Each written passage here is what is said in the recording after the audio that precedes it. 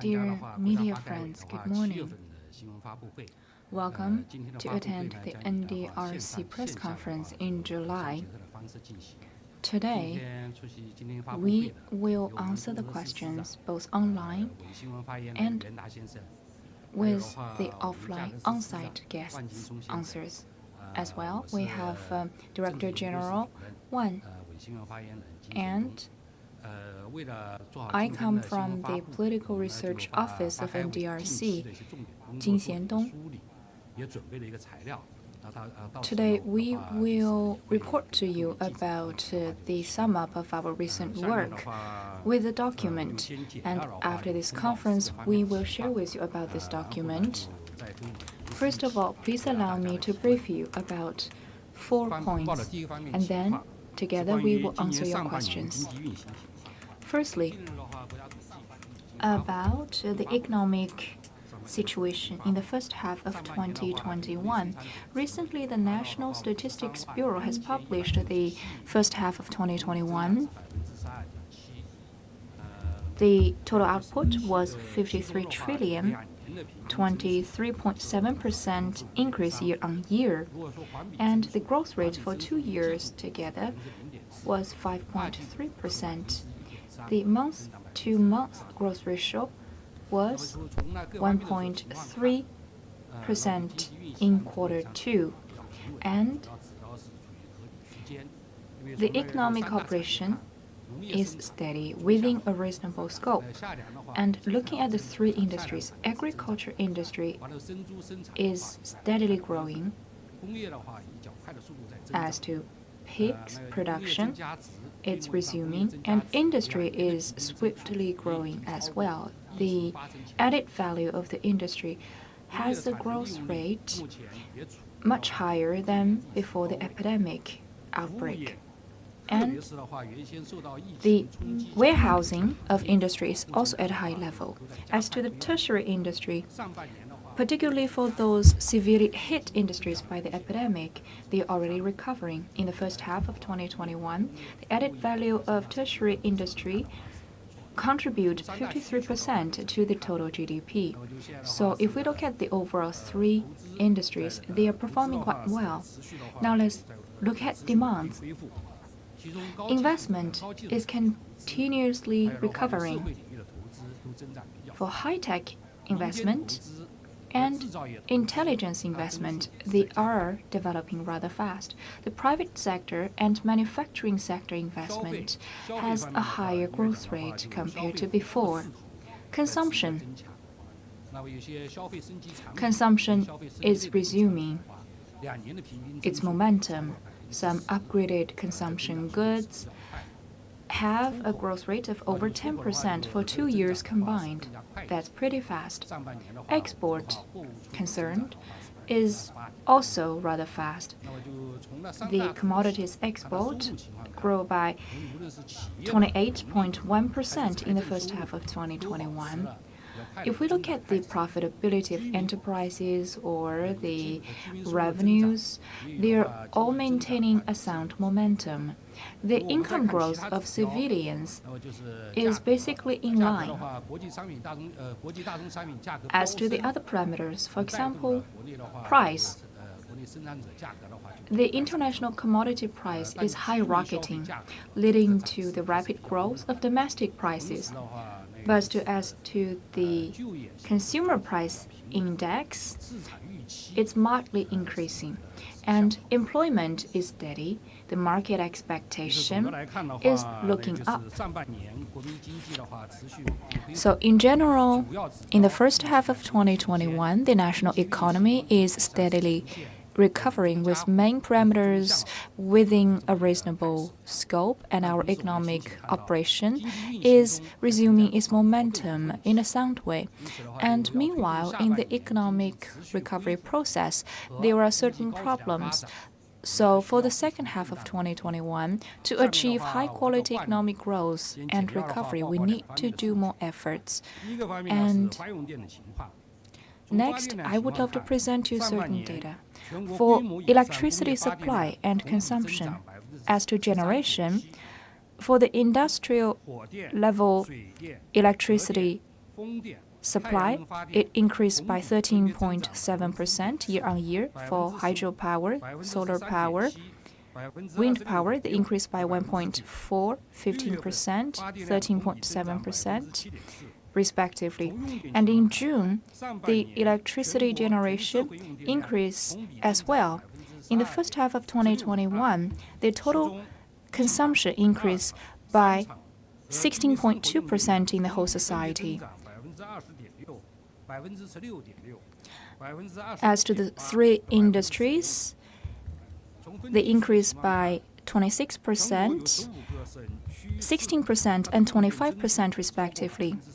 15 provinces and municipalities in China has a consumption of electricity increase over 17%. In Tibet, Hubei, Guangdong, Zhejiang, Yunnan, Jiangsu, Jiangxi, totaling 7 provinces, their consumption increased over 20% in the first half of 2021. Secondly, as to the approval results of those invested projects, NDRC has reviewed and approved fixed assets projects at the number of 14 with a total investment volume of 240 billion RMB yuan, concentrating in information technologies, power, and so on. In June, we approved 7 projects with a total investment of 38.9 billion, mainly concentrating in energy and hydropower sectors.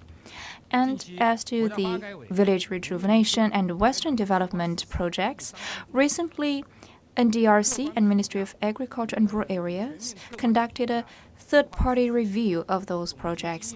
With an objective view, we have planned out the 14th five-year plan for that sector development by organizing our previous experience and the constructive suggestions. Village rejuvenation has made main achievements already. If we look at the accomplishments of main targets, we have basically met our expectations. In the plan, there are 22 different targets, and 6 of the 22 have been accomplished ahead of schedule, and 11 of those targets have already reached the stage-by-stage goals. Due to the hit of epidemic, leisure agriculture and tourism in villages have been postponed in hitting the targets. If we look at the priorities, the key projects, 59 different items of 7 tasks have been accomplished. 82 major projects, major campaigns, and major plans are progressing. Village development is forming a new landscape, and poverty alleviation goal has been accomplished as scheduled. The blueprint laid out by the plan has already become a reality in the villages. Besides, the comprehensive reform in the rural areas is also pushed forward. Agricultural resources and elements are booming. The integrated development in the villages is taking the forward steps, and with the underpinning of the industry-based plans, the overall village plan is taking shape. And we are speeding up the implementation of the 14th five-year plan in the agricultural sectors. In the next step, together with the other departments, NDRC will be in parallel with the 14th five-year plan to improve our institutional design in agricultural sector, so that all of those plans will be commensurate by deepening the supply-side structural reform and guaranteeing the food security, and boosting the agriculture industry in the poverty alleviated areas in order to have a livable village landscape and realize agricultural modernization. Thirdly, about the China-EU Express. In the first half of 2021, the COVID-19 dealt a heavy blow to the international logistics sector. But the China-EU Expressway has its advantages. It has carried a lot of cargoes, maintaining the international supply chain and production lines. Firstly, we had been growing against the headwinds in terms of the size. We have opened 7,323 expressways, a year-on-year increase of 43%. In May and June, we opened over 1,300 trains, respectively, per month. And for 14 months consecutively, the total number of expresses opened has exceeded several thousand. And as to the quality, is steadily growing as well. In the first half of 2021,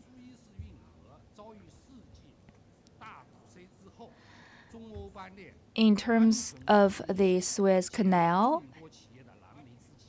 our trains have been steadily operating, relieving the pressure on many enterprises. Thirdly, the lifeline is smooth, with more brand influence. In the first half of 2021, China-EU Express carried 700,000 containers, and we have transported 13 million items with a total weight of 96,000 tons. Fourthly, we are serving more sectors. As a transportation hub, in the first half, we have incubated 37 different dedicated lines, reaching 23 countries and 168 cities globally. In Xi'an, Urumqi, Chongqing, Chengdu, Zhengzhou, the expresses opened in the 5 centers reached 4,000, accounting for 63% of the total operating trains in China. Fourthly, about the IPR protection and the online platform for IPR protection.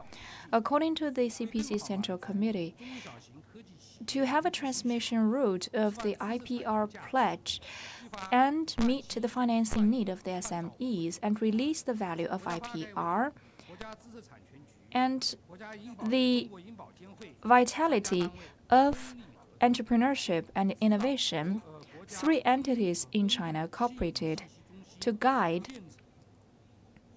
the establishment of the National Public Information Center and the online pledge platform. This platform will be open to the public recently. It will observe the principles of serving the public and non-profit. It offers free information of IPR pledge, financial products, and enterprise credibility information to the public, as well as the guide to the IPR application. And this platform will have the following features. In one platform, it collects all of those information, and you can have one-stop services. On this one platform, the sporadic information in different financial institutions before is now collected together, including the pledge products in the financial institutions, the patents information, and so on. So information barrier is taken out, and IPR pledge barriers has been eradicated because of the information asymmetry in the past. Second, about the one-stop service. Once you log onto the platform by searching the enterprise name or the code or patent number and so on, you can get the information about the IPR pledge situation and the credibility of enterprises. On this one platform, you can have very convenient information about those enterprises. Besides, part of those financial institutions online has certain pledged financial products. So as to the policies, typical cases concerning those institutions and their pledged products, we could have online application and registration and checkup of those information. You can also get the websites of those financial institutions through that one platform. So it serves the needs of the general public and the enterprises and financial institutions alike.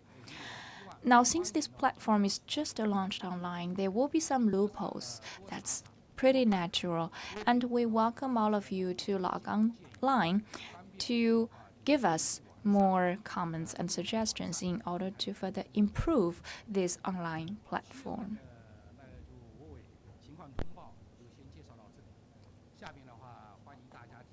So that's all the information I have to share with you. Now, we would love to take questions, and before raising questions, please identify yourself.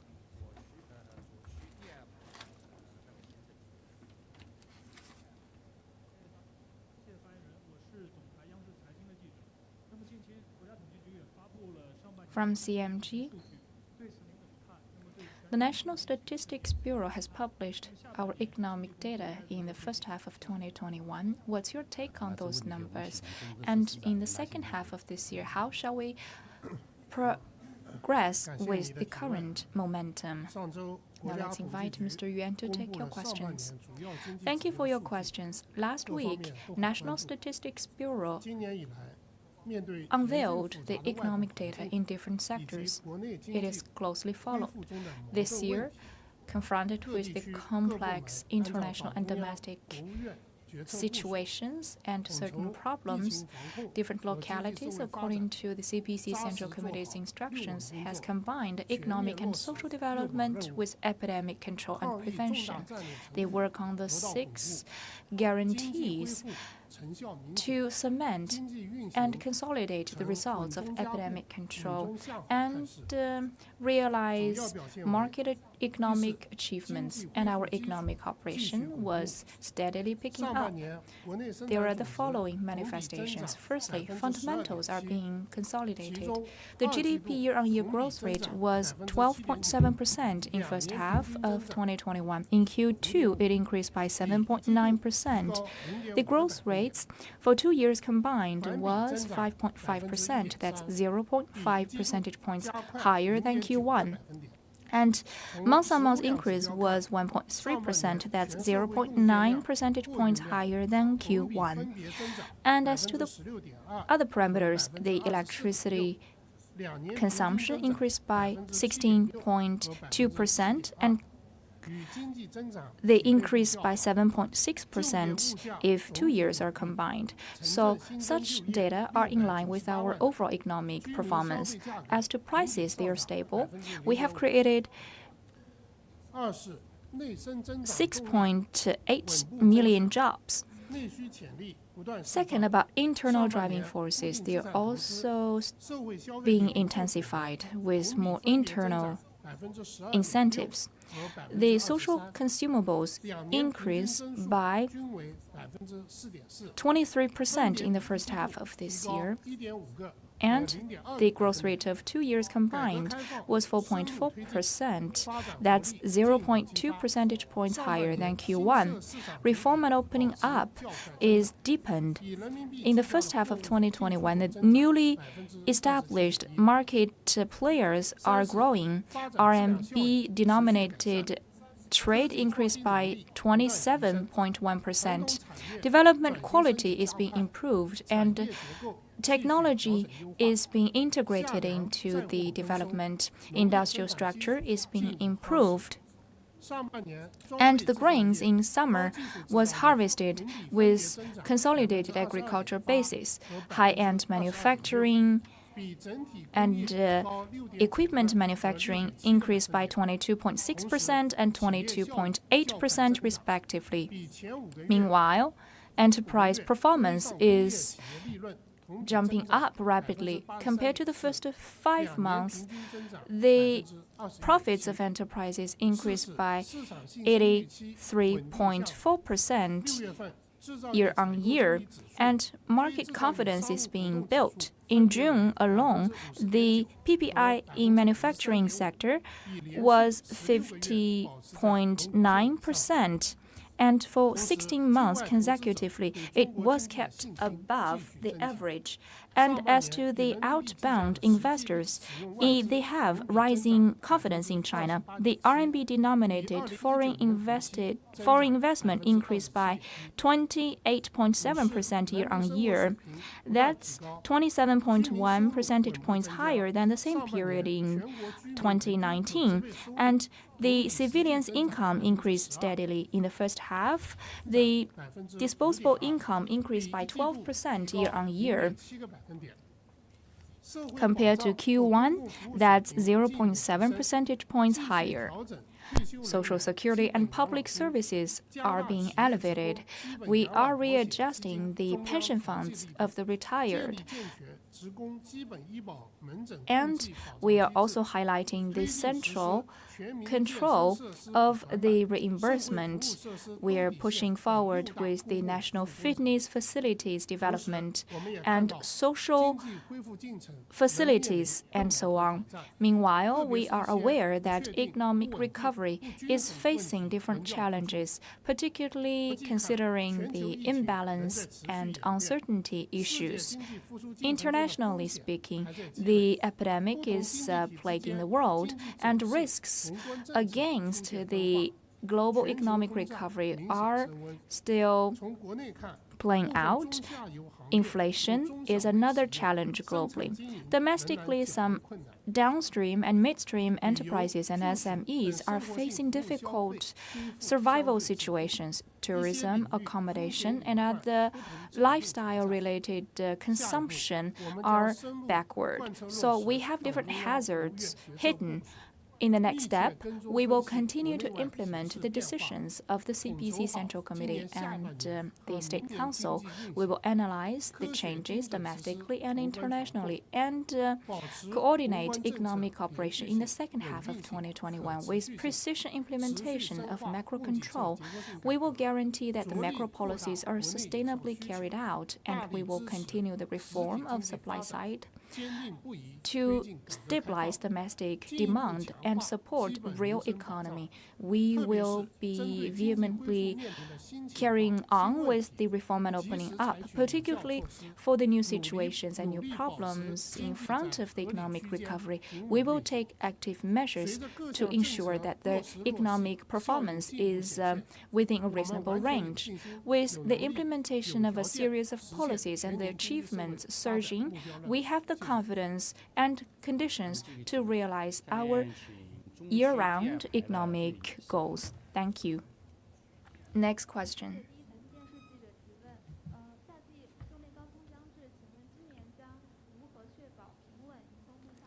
In summer, it's usually the peak time of electricity demand. So how can we fight against such a challenge? Electricity consumption is rising up recently, particularly in summer with the temperature shooting up. Air conditioners are more frequently used. Daily electricity supply and consumption is skyrocketing. Since early July, nationwide electricity consumption load compared to the previous year was much higher in the same period. In some regions, supply is lagging behind demand. To guarantee the safe supply of power, recently NDRC is meeting with different electricity-related enterprises locally to analyze the supply and price of power. We have deepened our management of the demand side of power with a series of measures to take solid steps to guarantee the orderly operation of electricity sector. Firstly, we closely follow the power supply and demand changes, particularly paying attention to weather changes and the economic performance and their influence over power. We will readjust our plan according to the changing situation, and we will forecast the possible gaps of supply and demand, and we will have contingency plans. Secondly, we attempt to elevate the power supply capabilities. For example, for the newly added power suppliers, we will guide them to have a balanced supply, for example, with hydropower, solar power, wind power. By utilizing the renewable energies, we will tap into the potential of the renewable energy and meet the emergency demand, particularly at the peak hours. Secondly, we will mobilize the resources of the power grid in a more efficient manner. We will develop the power distribution upgrading projects and optimize the power grid operation mode. And by different provinces, different regions, we will have a smooth transmission of power. And as to the difference of laws in different localities, we will encourage the power transaction mechanism. And thirdly, we will have flexible adjustment of the entire power system by actively developing those hydropower stations and chemical power storage capability development and shifting capabilities. We will guarantee our capability in emergency supply. And next, we will have a sound management of the demand side with a quick response. And we will have fine management to have orderly consumption of power so that the civilians, agriculture, key utilities, and non-profit services needs could be met. We will guarantee the people's livelihoods and key areas' demand for power. With the above-mentioned work, we will improve the power supply, systematic readjustment, and key areas guarantee. To be honest, with the efforts of different players, now our power supply is sufficient and power grid is operating orderly and steadily. In the next step, we will meet with the different localities and enterprises to implement the arrangement of the central government and to coordinate the green and low carbon transformation. We will work on the key conflicts to do a good job in power supply guarantee, particularly in the summertime.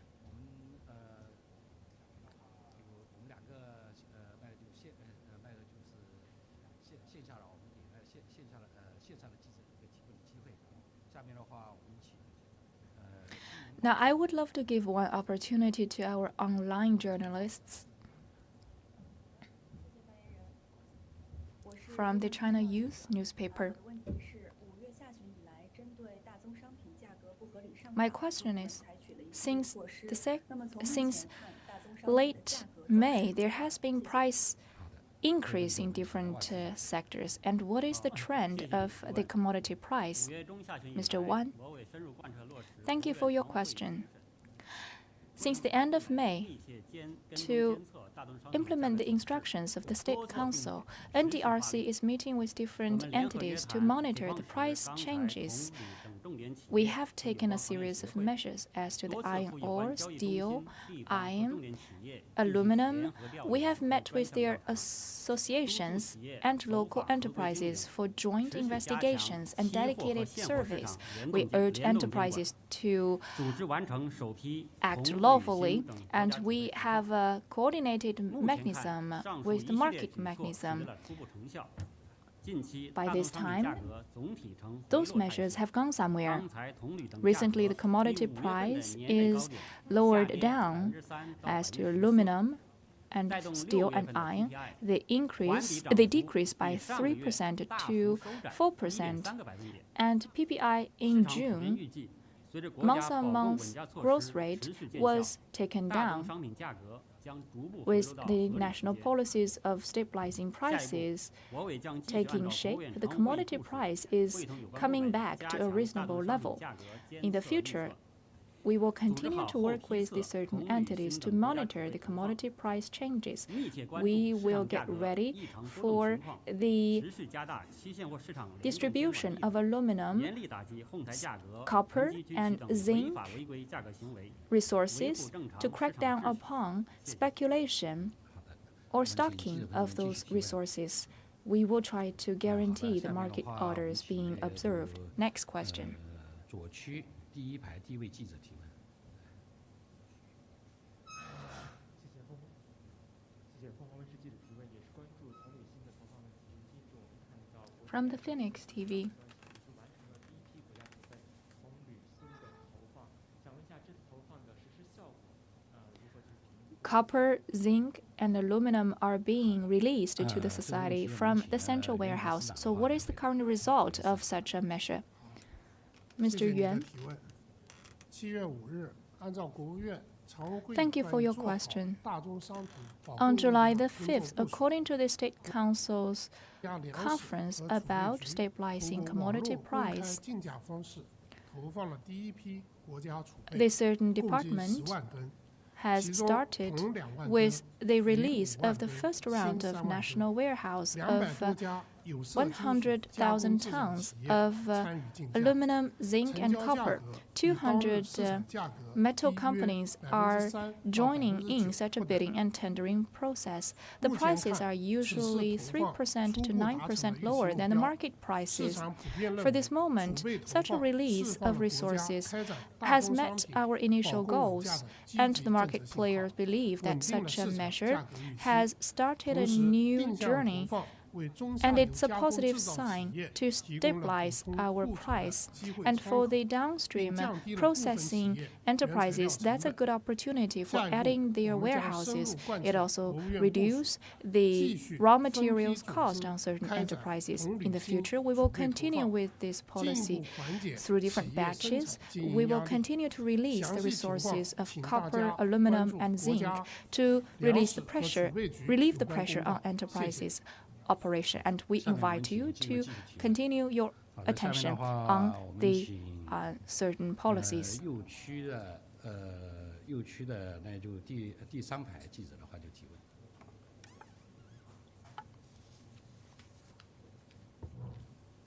谢谢发言人。东方卫视记者提问。日前，国家发改委印发了长江三角洲地区 From the Oriental TV, NDRC has published the document about multi-layered transportation plan in the Yangtze Delta River area.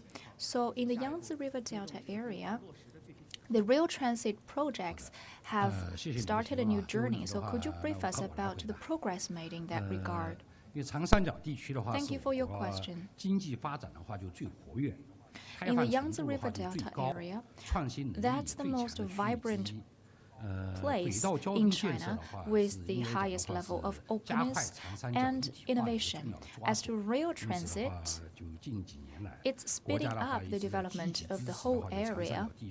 So in recent years, the national government has been actively supporting the rail transit development in the Yangtze River Delta area. Firstly, we have been improving the overall transportation network. With the central government's guidance, we have developed the city-to-city rail transit to build a nationwide network. And the Yangtze River Delta area could be the central hub to span over the surrounding areas. As to the combination with the waterways and roads, the rail transit is one integral part of the entire network. And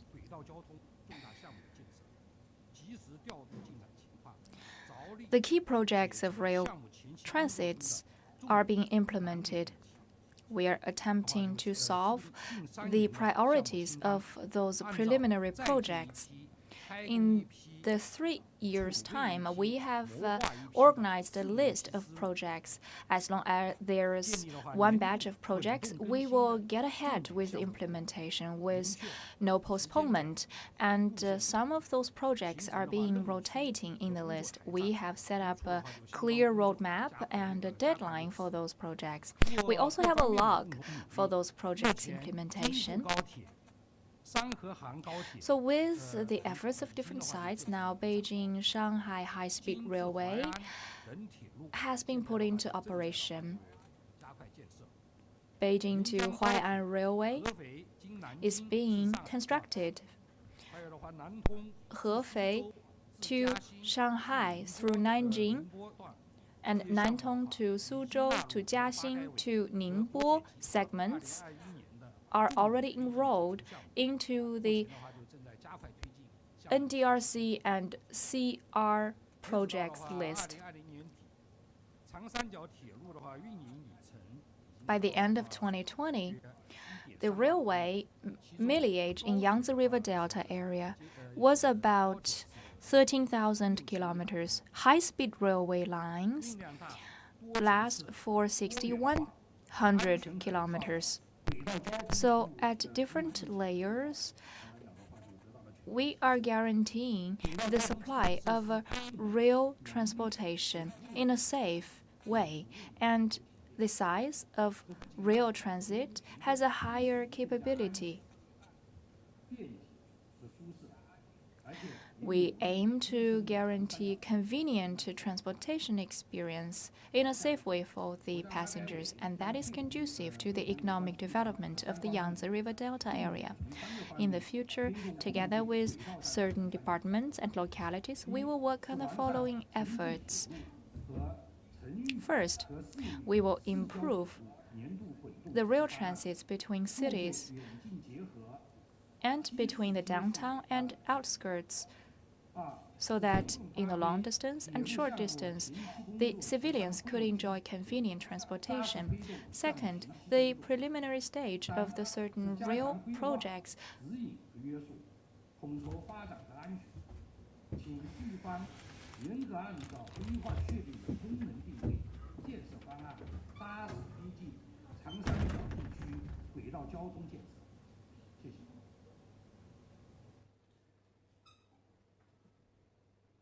下面的话，我们再给网上的朋友的话，就一个提问机会啊。下面的话，我们就有请证券日报的记者提问。我们下面的话就请网上的证券日报记者提问。好的，谢谢发言人，我是证券日报记者。Thank you. From China News Service. My question is about infrastructure development. Now, we have a new room of development for infrastructure, and NDRC is responsible for monitoring infrastructure, so that infrastructure assets are now developed into fine assets for investors. So what will be your focal points in the future in terms of infrastructure? Mr. Yuan? Thank you for your question. The fixed assets in infrastructure are part of our stock assets. We are opening those assets for financing and investment. And such a measure is conducive to revitalizing the idle assets of infrastructure and leaving room for new infrastructure projects development. And that is conducive to allowing financial services to support real economy. And in recent months, a batch of such fixed assets are listed for open tendering and bidding, numbering 9. And the total size of the 9 projects was about 30 billion RMB yuan. If we look at the taxation revenues and recovered assets, the total number was 90 billion RMB yuan. It can trigger another 100 billion RMB yuan of financing and investment. So it is beneficial of triggering new investment and revitalizing idle assets. Since last April, that we started these pilot projects, NDRC has worked with the different development and reform commissions locally, are giving full play to those 9 projects. We took active measures to conduct similar pilot projects for infrastructure, and we work on the following 5 areas. Firstly, we enhanced our investigation and research to identify our future tasks. We paid field visits to different localities and conducted 30 different working conferences. We solicited opinions of different players and identified the basic principles of such pilot projects and laid out a certain plan for those pilot projects, paving the way for the implementation. Second, do a good top-level design with multiple measures and policy support. We have written the infrastructure into 14th five-year plan, and we have built up a bank of such fixed assets projects. We have set aside the dedicated research projects for the fixed assets, and we have also made requirements for the reporting of those projects with a clear criteria of the approval process of those processes. We organize experts for deliberate review and approval to guarantee objective approval results. And we will not wait for all projects to be ready for approval. We will go through them one by one. And we also encourage cooperation with localities to pave the way for the implementation of different projects. We are working with different entities to implement those pilot projects of infrastructure. Beijing, Shanghai, Shenzhen localities have unveiled a series of policies and measures to work along with those projects. Fifth, expanding the scope of pilot projects. NDRC is organizing our experience of preliminary implementation of the pilot projects. We are giving notifications about the results of those initial projects and intending to realizing carbon neutrality and carbon peaking. So we will lean more towards those projects. And we also aim at guaranteeing affordable housing for the youngsters, and such infrastructure will be incorporated into our list of projects. We have detailized the certain requirements for those projects' application. In the future, we will continue to carry out the spirits of the 14th five-year plan. And together with the China Securities Commission, we will try to explore a mature system to more efficiently revitalize the fixed assets of infrastructure and to have a virtuous cycle of investment. Thank you. Next question.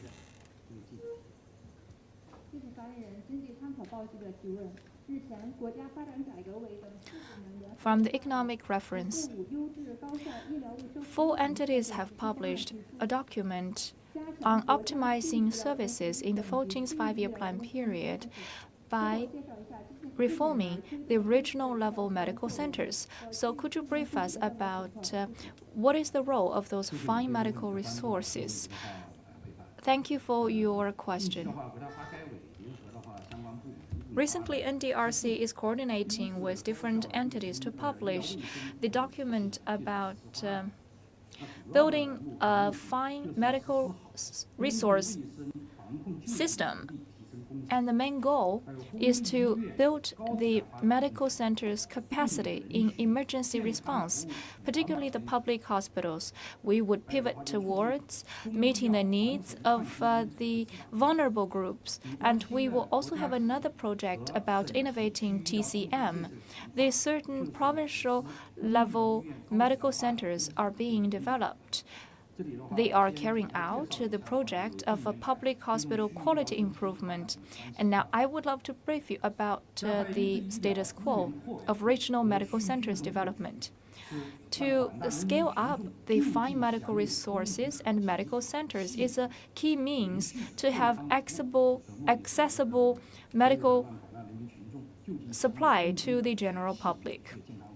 We hope to guarantee fairness and accessibility in terms of the supply of medical resources to the general public. And that's a key measure carried out by the central government. In October 2019, to implement the decision of the central government to deepen the reform,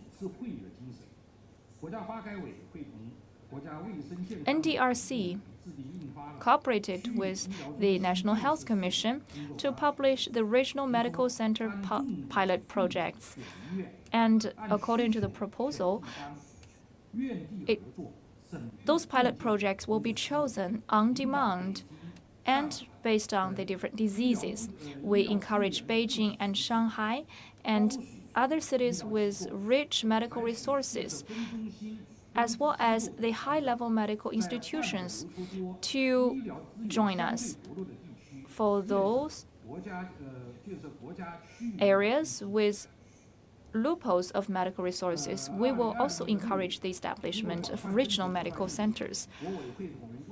In 2020, we have solicited opinions from different sides, and we approved Yunnan Hospital and Fuwai Hospital. In total, we have covered 10 pilot hospitals, and the central budget will subsidize no more than 500 RMB yuan for each hospital to build their capacity. After 1 year of development, the first batch of the 10 pilot projects have already gone somewhere. Some of the pilot hospitals' medical capacity has been greatly developed. And as to the diversion of patients, it's already taking shape, so we have already realized the initial results. In Xiamen Hospital, there are 50 innovative technologies being introduced, filling the loopholes of Xiamen and Fujian province as a whole. In Henan province in 2020, the outpatients and in-hospitalization number has decreased by over 80,000. The decrease ratio was about 63.1% compared to before. In June this year, together with the TCM Management Bureau and the NCH, National Health Commission, we have approved the second batch of 16 pilot hospitals. In the 14th five-year plan period, according to the instructions of the CPC Central Committee, NDRC will continue to work with the other entities to develop the regional medical centers. Those pilot projects will be then disseminated nationwide. And this year, we will have priorities. For example, for the places with shortage supply of medical resources. For example, in Xinjiang and 12 other provinces. In 2023, we will accomplish our goal of building a network of medical centers, and by 2025, we will accomplish the task of building all medical centers. And according to the 14th five-year plan, in the next 5 years, we will continue to take provinces as the units to build provincial-level regional medical centers to support local development. We will try to put in place 120 such medical centers in provincial levels, and we will guide the capital cities, metropolises to divert their fine medical resources in downtown areas to the other poor areas. We will try to decentralize the medical resources towards the grassroots level. In that way, even with major diseases, the patients would not have to commute outside their provinces. Thank you.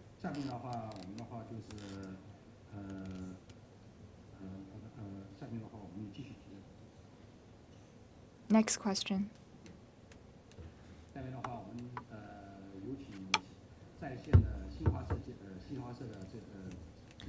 The Xinhua News Agency online. 谢谢发言人。我是新华社的记者。我们看到呢，近期生猪价格持续下跌， The pig price is decreasing, and there has been 2 alerts by NDRC. So, what is the status quo of the pig price? And what is the trend? How to prevent further decrease of the pig price? 谢谢你，希望我们这个问题请问司长。 Thank you, 谢谢你的提问。 Mr. Wan. 这是一个很重要的问题。 Thank you for your questions. That's a very important question. 所提到的，今年以来， As you said, 供应显著改善，需求有所下降等多方面因素影响，增猪价格 because of the decreasing demand and rising supply, pig price is decreasing sharply. 商务部市场监 NDRC, together with Ministry of Agriculture, Commerce, and so on, has published a document about improving the price adjustment mechanism of pigs. 根据市场价格变化情况， With that document, according to the market price changes, 6月28号， NDRC on June the 16th and the 28th has published the alerts about possible decrease of pig. 进入积极预警区间以后，我们会同商务部等部门 After entering into the alert status, we work with the Ministry of Commerce. On July the 7th and 14th, we have 3批中央储备收 accomplished 2 rounds of central warehousing and storage of pigs. 成一个多式的合力，稳定市场预期。 With that method, we will stabilize the market expectation. For now, 6月底 the trend of further decrease of pigs has been curbed. Since June, we saw a rebound of pig price, and now the price has rebounded by over 15%. 以后迅速反弹，上周已经回升到 The ratio of price between pig and grain has once jumped to 5:1, and since then it has rebounded. 试看，因为今年1到2月份呢，那个新生的仔猪数量有所 In the first 2 months of this year, the newly born piggies 预计的话，7到8月整个出栏量会有一个 decreased, 加 and we forecast that the production of pigs in the next 2 months will continue to decline. 生猪价格 So we believe that in the near future, the price of pigs will have stage by stage rebound, and we will keep monitoring the 及时 total production of pigs 跟踪 and price changes. We will give you the updates instantly. With contingency plans, we will guide the keepers of pigs to readjust their production to avoid further fluctuations of pigs' price in a big way. 成立机制意见，这经中央生改委审议通过。 We have solicited opinions about how to stabilize the price of the key products. In early June, we conducted a video conferencing about stabilizing supply and price. 15号到16号，我们又召开了 On July the 15th and 16th, we conducted another price-themed national conference to guarantee the supply and price stability of key products. Considering the rapid increase of some agricultural products, we have also published an opinion about offering a one-time subsidy to the grain producers. The central government prepared 20 billion RMB yuan for that subsidy.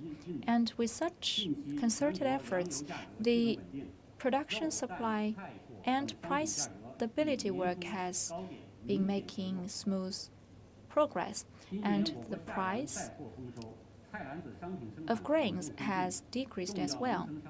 In summertime, the vegetables and grains supply have been stabilized. In the future, we will meet with certain entities to further implement the opinion, triggering different localities to build up their own pillars to stabilize the grain supply and price. 现在的话就请 Next question. 所区第二排的所区第二排的第二位记者。好，谢谢中国第一导报记者。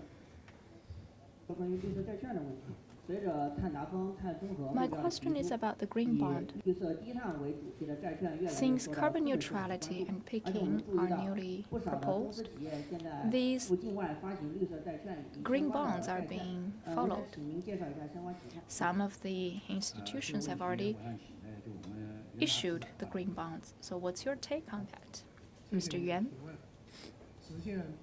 Thank you for your question. To hit the targets of carbon neutrality and carbon peaking is the instruction of General Secretary Xi Jinping to pursue high-quality economy and build a strong, modernized socialist country. To realize the two goals, we need to have green transition of the whole society, and we need to give further play to the role of green financing. We must galvanize more financial resources to be distributed into the green sectors. Many overseas institutions are issuing the green bonds with the following three features. Firstly, the issuance amount is increasing. In 2020, China Invested Enterprises has issued 19 such green bonds overseas with a total size of $8.5 billion. In the first half of 2021, 29 further issuances of such green bonds were seen. The total amount was 10 billion. So we see a hotbed of such green bonds issuance. Second, innovative varieties of the green bonds. Recently, the international community is developing different varieties of green bonds. In addition to green bonds, climate bond, sustainable development bond. Recently, we are seeing more new varieties, for example, carbon neutrality bond, and so on.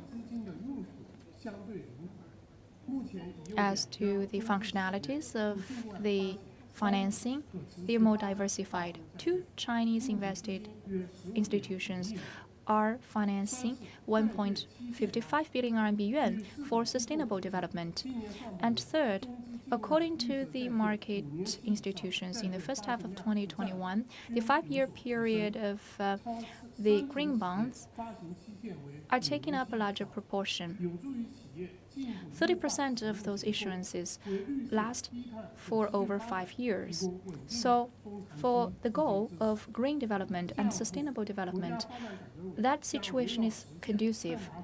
In the future, NDRC will focus on hitting the two targets of carbon neutrality and carbon peaking to support those issuances with higher capacity and lower risks to issue such bond overseas. We will encourage the financing to be used practically for green development and sustainable development. We will give further play to the supporting role of green financing.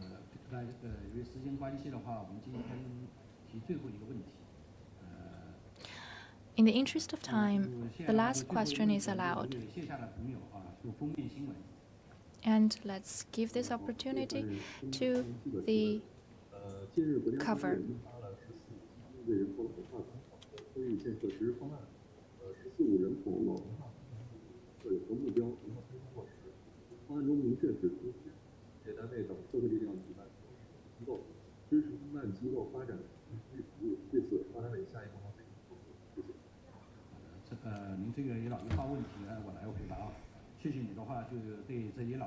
My question is about the 14th five-year plan. Recently, together with the Ministry of Civil Affairs, we have published a document about the aging issue. We are actively responding to aging. We are also trying to have a balanced development of age groups. We are taking solid steps to guarantee people's livelihood. During the 13th five-year plan period, NDRC invested 19.6 billion RMB to support old age care. So we played a big role in guaranteeing people's livelihood. To more effectively rise up to the challenge of old age care in the 14th five-year plan period. By 2025, with the central government's and local government support, we will improve the quality of old age care to further improve the basic facility, infrastructure, standardization for old age care. We will offer universal services to improve the level of old age care. We will try to establish a homestay care in the local neighborhoods. And we will encourage the combination of hospital care and the homestay care for the elderly. As to implementation, there are 4 measures. 1, increasing investment. By increasing central budget, we are deepening the supply-side structural reform of old age care. We will scale up our supply and improve the service quality and service system. 2nd, innovative mechanism. By innovating the investment methods, we are encouraging the central government's investment to trigger the local arrangements in order to have a turnkey solution. We have identified our goals and improved the overall mechanism to create a favorable environment. 3rd, hold certain entities accountable. Central government and the local governments and the executors will be held accountable. With the central government playing a leading role, the different localities will do their utmost efforts. We encourage the localities to take tangible efforts and force guarantee policies. We will establish a guarantee mechanism. We will have some measures to urge the localities to execute those policies to the ground, and we will also step up the efforts. You also asked about the nurseries for the children. After we published the policies, many netizens raised their concerns about the certain policies, particularly about supporting the enterprises to establish their own respective nurseries. And the public institutions are encouraged to develop universal nursery care. Such measures remind people of their childhood. They used to stay in their parents' enterprises. According to the 14th five-year plan, by 2035, 4 per 1,000 3-year-olds, there must be 4 being cared in the nurseries, and we will step up the training of the personnel and offer more subsidies and conduct pilot projects. With those measures, we will try to establish an overall system of nurseries. In the future, together with the National Health Commission, NDRC, will introduce the other policies so that we could have year-by-year plans, and we can support different localities to develop such universal care. And we will establish a batch of affordable, accessible, and high-quality nursery institutions, relieving the burden on the families, particularly about delivery and caring of children. That will better meet people's demand for a better life. And in the interest of time, this is the end of today's press conference. Thank you.